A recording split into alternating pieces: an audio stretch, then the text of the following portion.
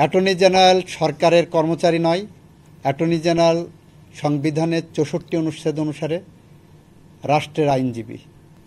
Attorney general is free to go election, even ক্ষমতা থেকেও করতে পারেন। এখানে কোনো অ্যাম্বিগুইটির কিছু নাই, এটা সেটেল ল।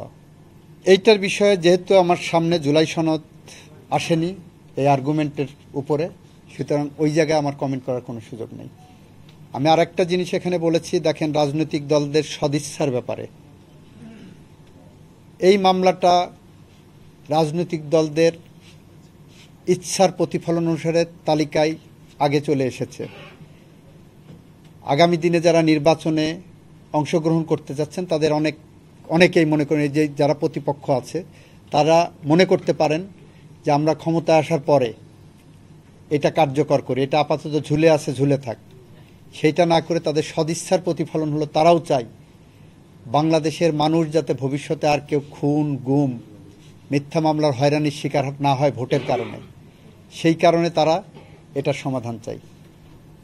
সেই ইচ্ছার থেকে সেই ইচ্ছার প্রতিফলন ঘটিয়েই কিন্তু তারা এই মামলাটা তাড়াতাড়ি শুনানি করতে এনেছেন। এটা একটা বাংলাদেশের এগিয়ে যাওয়ার পথে অন্যতম মাইল ফলক হবে বলে আমি বিশ্বাস করি। স্বাস্থ্যকর অল টাইম ফ্যামিলি কেক, সব সময় অল টাইম হেলদি লাইফ। কোনো সমস্যা নাই। অ্যাটর্নি জেনারেল সরকারের কর্মচারী নয়। অ্যাটর্নি জেনারেল সংবিধানের ৬৪ অনুচ্ছেদ অনুসারে রাষ্ট্রের আইনজীবী। এটা সরকারি কোনো কর্মচারী পদ না।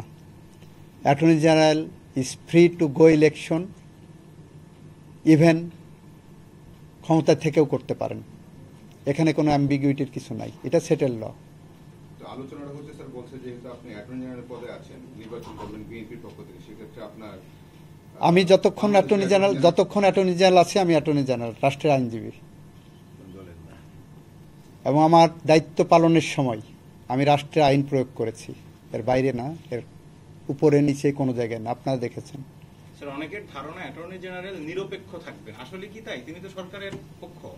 অ্যাটর্নি জেনারেল আইন রাষ্ট্রের পক্ষে। ইভেন অ্যাটর্নি জেনারেল যদি মনে করে সরকারের কোনো অ্যাকশন ডিফেন্ডেবল না, রাষ্ট্রের জন্য ক্ষতিকর, আমি সেই সরকারের বিরুদ্ধে দাঁড়াতে পারি।